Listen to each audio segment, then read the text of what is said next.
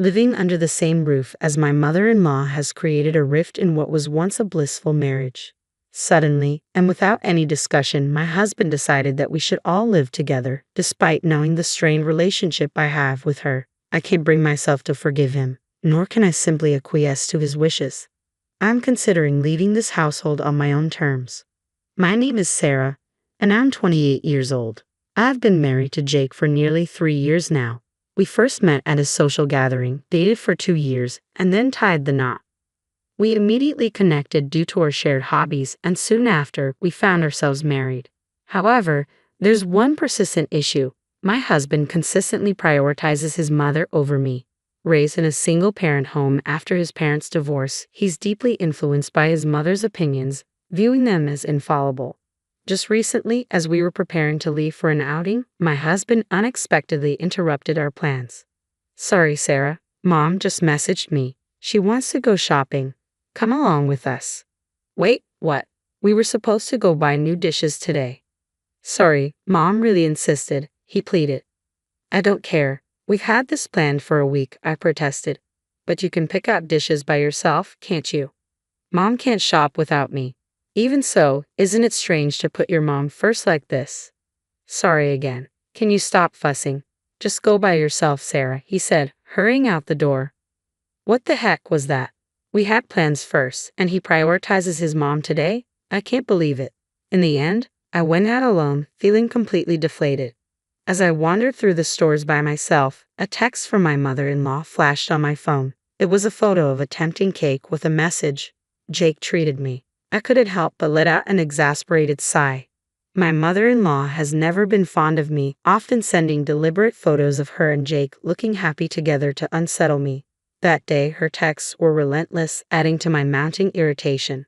Jake is an amazing husband when his mother isn't involved, but whenever she intrudes, frustration ensues. I've never appreciated how she constantly undermines our relationship. Reflecting on it now, she may have been antagonizing me even before we married. During our engagement announcement at her house, she scrutinized me from head to toe. "Sarah, where did you get that dress?" Just something I found at a department store sale," I replied tentatively. "Sorry, but it looks rather shabby. It doesn't suit my son at all," she retorted sharply. "Excuse me," I stammered, taken aback by her directness. Ignoring my surprise, she continued her critique without hesitation.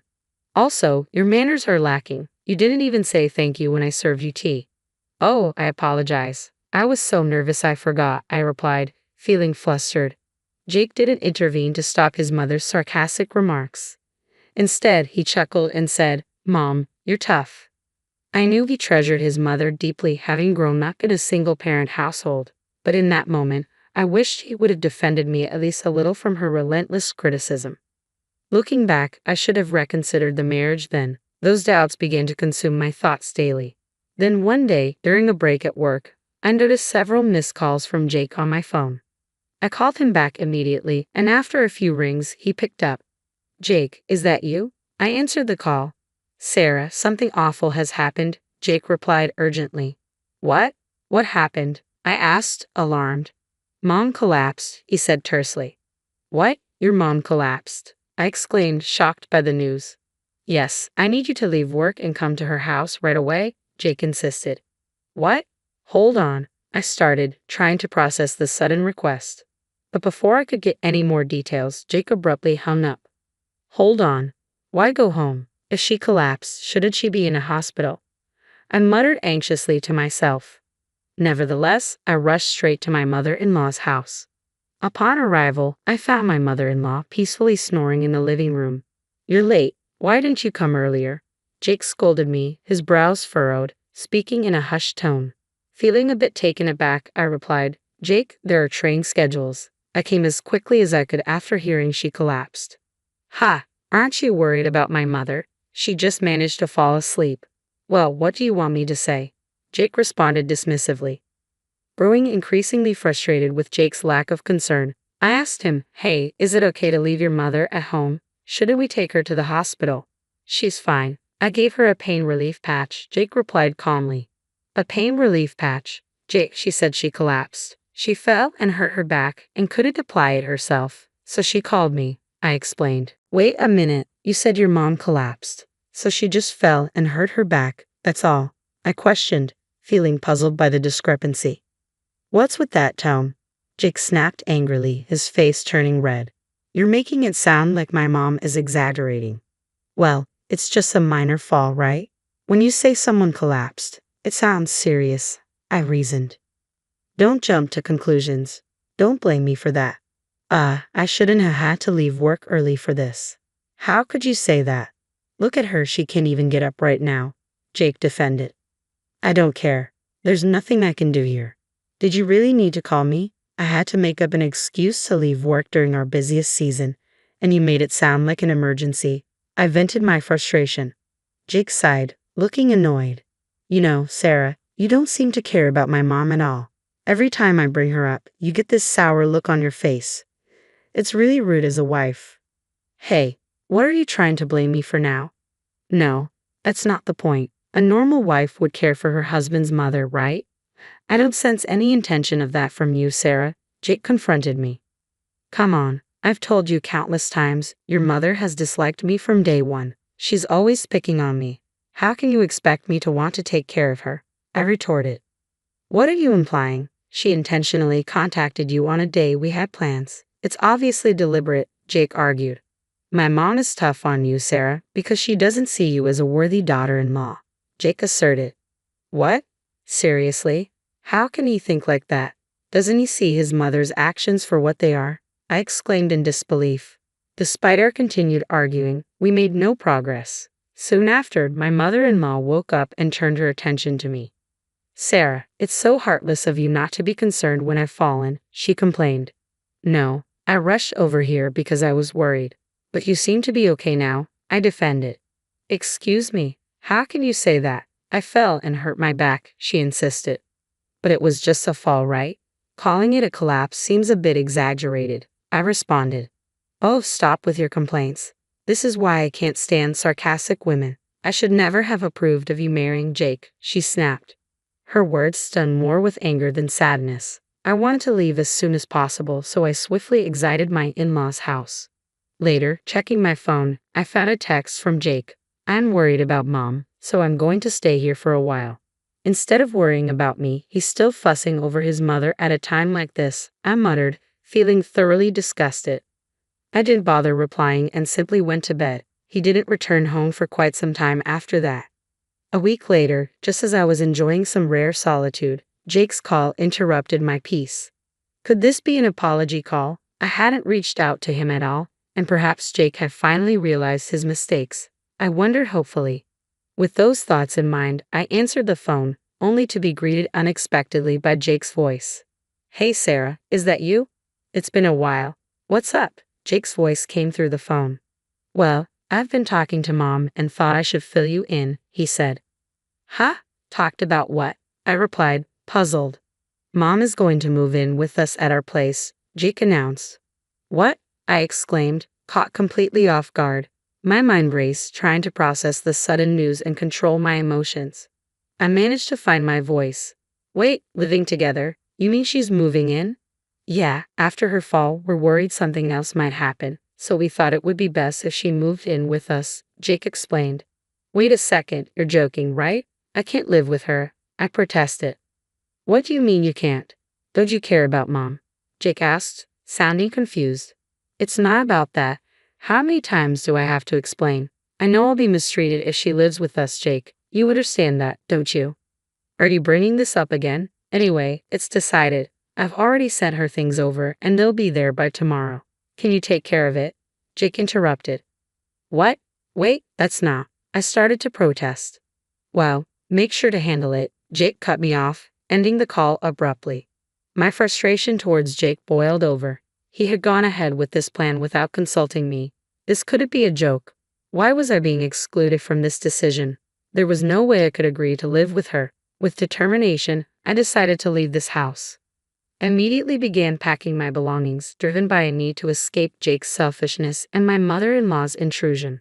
At this point, leaving seemed like the only option left to me. The next day, the intercom buzzed, announcing the arrival of a large shipment of my mother-in-law's belongings. Just as the delivery settled in, Jake's call came through. "Hello, Sarah. Is that you?" "I'm a bit busy right now," I replied tersely. "Are you still upset about yesterday?" Jake asked cautiously. "I'm not upset, or rather, I don't care anymore," I responded coldly. "Good, that's a relief then," Jake sighed. Struggling to contain my irritation towards my inconsiderate husband, he continued, "By the way, the shipment I sent yesterday has already arrived. It's here, and I'd just finished sending my things to my parents' house," Jake informed me. "Huh, your parents' house?" I questioned, caught off guard. "I'm going back to my parents. If you want to live with your mom, go ahead and do it yourself," I explained, feeling resolute. "Come on, you're joking, right? What's all this nonsense?" Jake protested, sounding bewildered. "Nonsense? I'm serious. Making decisions about living together without discussing it is unacceptable, and because of that, I've made my choice," I asserted firmly. "If you're gone, Jake, who will take care of the house? We're not children. We can handle it ourselves." "Enough with your nonsense. You always speak out of turn. Mom is upset too, you know," Jake retorted defensively. "Let her be upset if she wants. I stand by my decision," I replied firmly, unwavering in my resolve. My husband's response was more explosive than I had anticipated. "Don't play games. You're my wife. Act like it. Just shut up and listen to what I'm telling you, you idiot," he shouted angrily. "Idiot?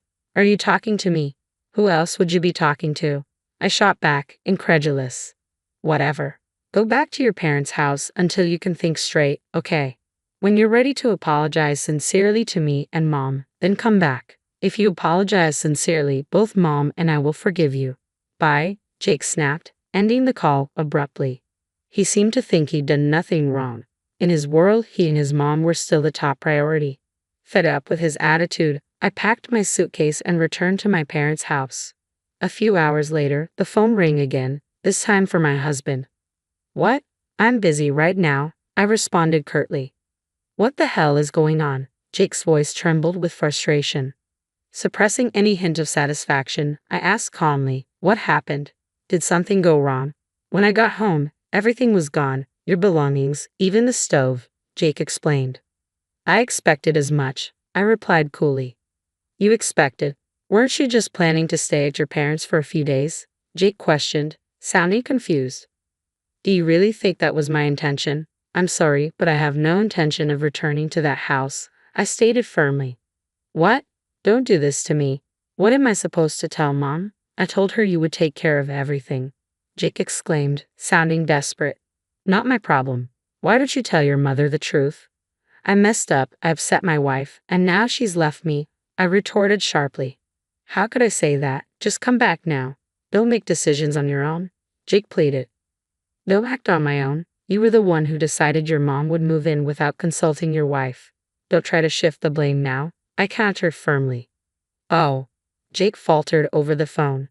As I unleashed my pent-up frustration at Jake, who had always belittled and mocked me along with his mother, I realized forgiveness was beyond reach. It was time to address all the grievances I had harbored.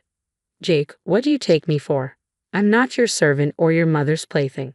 Not everything you do is acceptable," I exclaimed. Hey, Sarah, please calm down," Jake responded, trying to diffuse the tension. "Shut up. You've never truly listened to me. I can't just go along with whatever you say anymore. I refuse to take care of you or your mother. I'd rather be single than live like that," I declared firmly. "Don't say that. I don't want a divorce," Jake pleaded.